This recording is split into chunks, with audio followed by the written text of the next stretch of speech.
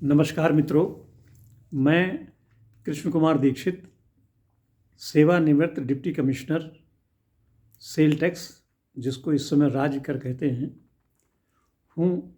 और मेरा संबंध रिटायरमेंट के बाद सामाजिक कार्यों से हो गया है। अभी इस वीडियो के पहले मैंने एक वीडियो लोड किया है, आपके समक्ष होगा, जिसमें यह है कि दंग रह जाएंगे, गाज़ियाबाद का नाम गाज़ियाबाद क्यों पड़ा। इसका मैंने एक वीडियो लोड किया था। उस वीडियो के लिए मेरा निवेदन है कि उसको आप लाइक, शेयर करें और सब्सक्राइब करें। उस वीडियो के सिलसिले में, उसके अनुक्रम में, ये एक दूसरा वीडियो लोड कर रहा हूँ। इस वीडियो में मैं बताना चाहता हूँ कि गाज़ियाबाद ज़िले के नाम बदलने का प्रस्ताव नगर निगम से पास हो चुका है और बहुत उम्मीद है कि कुछ ही दिनों में गाज़ियाबाद का नाम गाज़ियाबाद से हटकर कुछ और किया जाएगा। चर्चा में ये है कि क्या नाम रखा जाए। तो समाचार पत्रों के अनुसार कुछ नाम प्रकाश में आए हैं। पहला नाम जो है हरनंदीपुरम, गजप्रस्थ, दूधेश्वरनाथ नगर और परशुराम नगर रखे जाने की चर्चा चल रही है। तो हम इन नामों पर एक एक पर विचार करते हैं। हरनंदीपुरम के संबंध में मैं बताऊं, चूँकि हिंडन नदी गाज़ियाबाद से बहती है और उसका नाम हिंडन है, हिंडन का ही पुराना नाम हरनंदी है। तो इस नदी के नाम पर यदि गाज़ियाबाद का नाम रखा जाता है तो ये नाम ज़्यादा प्रचलित नहीं है। हरनंदी नदी यद्यपि पुरानी है, परंतु ये यमुना की सहायक नदी है और इसका स्पैन ये सहारनपुर ज़िले उत्तर प्रदेश से निकल करके गाज़ियाबाद से ख़त्म हो जाती है। गाज़ियाबाद के बाद दिल्ली में ये यमुना नदी में मिल जाती है। तो बहुत छोटी नदी है, सतत प्रवाह नहीं है, गर्मी में इसका प्रवाह रुक जाता है। और गाज़ियाबाद के कद को देखते हुए हरनंदीपुरम इसलिए सही नहीं है कि यमुना नगर यमुना जी के नाम पर है, गंगा नगर है। अगर ये नदी पूरी नदी होती, सहायक नदी ना हो करके, तो रखा जाता नाम। अच्छा, पुरम लगने से ये लगता है कि जैसे दक्षिण भारत का कोई शहर हो। पुरम की एक परंपरा चल पड़ी है, लेकिन ये परंपरा उत्तर भारत की परंपरा नहीं है और इस नदी का कोई बहुत अच्छा इतिहास नहीं है। इसमें स्वतंत्रता संग्राम में इसके सामने लड़ी भी गई, तो इसमें भारतवर्षों की हार हुई और अंग्रेज 1857 में जीत गए थे। तो ये नदी गाज़ियाबाद के नाम के स्थान पर हरनंदीपुरम रखना उचित नहीं है। अब दूसरा नाम प्रस्तावित जो है गजप्रस्थ। गजप्रस्थ से लोग ये कहते हैं कि यहाँ हाथी बहुत ज़्यादा थे, लेकिन इसका कोई इतिहास नहीं है। गाज़ियाबाद का भूगोल ऐसा है कि यहाँ हाथियों के रहने के लिए, चलने के लिए कोई न तो वन थे और ना अब भी वन हैं। हाथी जो है हरिद्वार और ऋषिकेश के आगे हाथी तो रहते हैं, यहाँ कभी हाथी नहीं रहे। ये केवल इसलिए गजप्रस्थ कहा रहा है कि गाज़ियाबाद से समानता है। गाज़ियाबाद के बाद गजप्रस्थ कुछ ऐसा लगता है जैसे गज गज चलेगा, इस वजह से लोगों ने कह दिया है। कुछ लोग ये भी कहते हैं कि गजप्रस्थ एक नगर था। तो मित्रों, मैंने कहीं गजप्रस्थ का नाम महाभारत में नहीं पढ़ा है। महाभारत में कुछ नगरों का नाम आया है, विशेष रूप से जब भगवान कृष्ण समझौता कराने गए थे कि 5 गांव पांडवों को दे दिए जाए तो महाभारत नहीं होगा, और दुर्योधन तैयार नहीं हुआ था। तो उन 5 गांवों में भी गजप्रस्थ का नाम नहीं था। वो गांव जो थे, पहला गांव का नाम आता है श्रीपत सिही। ये दक्षिणी दिल्ली में एक छोटा सा गांव है और कोई बहुत चर्चा में नहीं है, लेकिन पहला नाम श्रीपत सिही का था। दूसरा नाम बागपत का था। तो बागपत आप जानते हैं अब जिला हो गया है, पहले मेरठ की तहसील हुआ करती थी। छोटा सा शहर है और यहाँ से चौधरी चरण सिंह जी चुनाव लड़ा करते थे। तो कोई बहुत इतिहास नहीं है। फिर सोनीपत, सोनीपत हरियाणा का एक औद्योगिक नगर है जहाँ कपड़े का बहुत काम होता है। तो श्रीपत, बागपत और सोनीपत। फिर चौथा नगर था, गांव था जो मांगा गया था, पानीपत। पानीपत का इतिहास बड़ा कलंक है। जो लोग भी पानीपत से आक्रमणकारी आए उन्होंने दिल्ली पर आक्रमण किया और हमारे राजाओं को हरा दिया। नादिर शाह भी पानीपत आया था।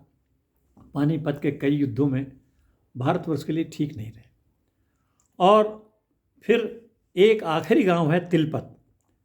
तो ये फरीदाबाद के पास एक गांव है। तो इन 5 गांवों में भी कहीं पर भी गजप्रस्थ का नाम नहीं आया। तो लोगों ने गज तो ले लिया गाजियाबाद के नाम से और प्रस्थ इंद्रप्रस्थ की वजह से लगा दिया। तो ये फैब्रिकेटेड नाम है, कल्पना वाला नाम है, इसलिए इसका नाम नहीं रखा। अब इसके बाद जो दूसरा नाम आता है ये है दूधेश्वर नगर। उसके पीछे इतिहास ये है कि दूधेश्वर नाथ का मंदिर यहाँ पर है, शंकर जी का मंदिर है, बड़ा प्रसिद्ध मंदिर है। और इसके नाम रखने में कोई किसी को इतराज़ नहीं होना चाहिए। लेकिन दूधेश्वर नाथ मंदिर जो है, मुनि विश्रवा द्वारा पूजित प्रतिमा जो शिवलिंग है उसको वो स्थापित है यहाँ पर। थोड़ा पीछे जाएं तो दूधेश्वर नाथ जो में मंदिर जो प्रतिमा है, शिवलिंग है, वो रावण के पिताजी विश्वामुनि द्वारा पूजित है। विश्वामुनि के लिए गांव एक है यहाँ पर जो नोएडा के पास है, विसरख जिसका नाम है, वो इन मुनि के नाम पर रखा गया। तो वो भी राम विरोधी, विसरख के जो पैदा हुआ, रावण विसरख में पैदा हुआ था, उसने राम का बड़ा विरोध किया और एक तरह से खलनायक के रूप में उसका नाम प्रचलित हुआ। तो दूधेश्वर नाथ नगर रखने पर मैं इसलिए नहीं हूँ कि अभी राम की स्थापना हम कर रहे हैं। राम के जो उनके पक्ष के लोग हैं उनके नाम पर महिमा मंडन करना है हमें। अब जिस विश्वामुनि से पैदा हुआ रावण ने राम को बहुत परेशान किया, उनसे युद्ध लड़ा, उनकी पत्नी का हरण किया, एक खराब चरित्र है। उस खराब चरित्र के पिता द्वारा पूजित प्रतिमा भी बहुत अच्छा नहीं है। दूसरा, दूधेश्वर नगर शब्द बड़ा शब्द है, इसके नाम रखने में वही परेशानी पड़ेगी जैसे गाजुद्दीन नगर रखने में हुआ। तो इतना बड़ा नाम नहीं होना चाहिए। इस नाम को कहने से न तो हमें मुख सुख मिलता है और न दीर्घ लाघव बहुत ज़्यादा हो जाता है। किसी शब्द को उच्चारण करने में अगर हमें मुख को सुख नहीं मिलता और हमारी जवान होठों को ज़्यादा परिश्रम करना पड़ता है तो नाम चल नहीं पाता, वो अपभ्रंश हो जाता है। तो मेरे ख्याल में दूधेश्वर नगर रखना ये उचित नहीं है। दूधेश्वर नगर इसलिए भी है कि किंवदंती है कि विसरख में एक जो पहाड़ी एक चोटी थी, उसमें एक शंकर जी की प्रतिमा नीचे थी, शिवलिंग नीचे था। तो जब गाय जाती थी तो वहाँ दूध बहने लगता था। एक चरवाहे ने देखा, फिर खुदाई हुई तो विश्वामुनि द्वारा पूजित जो प्रतिमा मिली, जो शिवलिंग मिला, उसको दूधेश्वर कहने लगे। इसका कोई प्रमाण नहीं है। और विशेष रूप से रावण के नाम होने की वजह से, रावण के पिता के नाम की वजह से होने से मेरा व्यक्तिगत मत है और सभी लोगों का मत है कि इसका नाम दूधेश्वर नगर रखना उचित नहीं।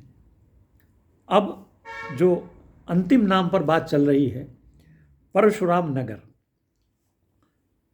परशुराम सब जानते हैं कि ये हमारे अवतारों में हैं। राम के ठीक पहले परशुराम का नाम आता है और परशुराम भी राम के ही एक भाग हैं।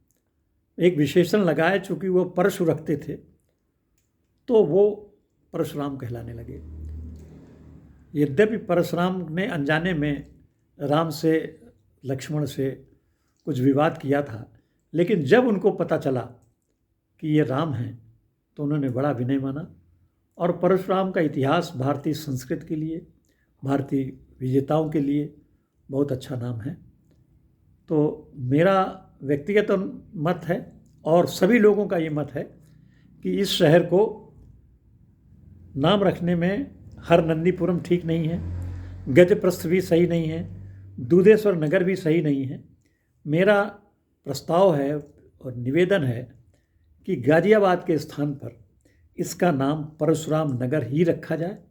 इससे हमें बड़ा आत्मसंतोष मिलेगा, वीरता रहेगी और ये नगर दिन प्रतिदिन प्रगति करता जाएगा। तो मित्रों, आपसे निवेदन है कि इस गाजियाबाद के स्थान पर इस शहर का नाम परशुराम नगर रखने पर विचार किया जाए। इसके लिए आंदोलन करें, लिखित भेजें और सबको मनाएं कि इसका नाम परशुराम नगर रखा जाए। धन्यवाद। मैं पुनः ये कहूँगा कि आप इस YouTube को लाइक करें, शेयर करें और इसको सब्सक्राइब करें। धन्यवाद। प्रणाम, साधुवाद, नमन।